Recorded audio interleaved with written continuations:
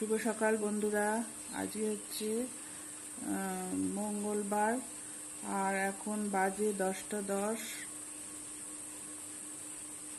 আজকে সকালবেলায় উঠলাম 9টার সময়।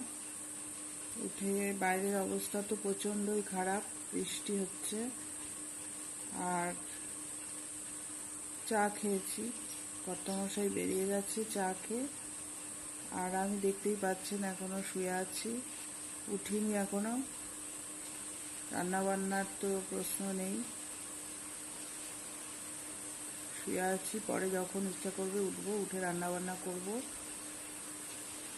বাইরে বৃষ্টি হচ্ছে প্রচণ্ড। ছেলের আর আমার জন্য রান্না করব।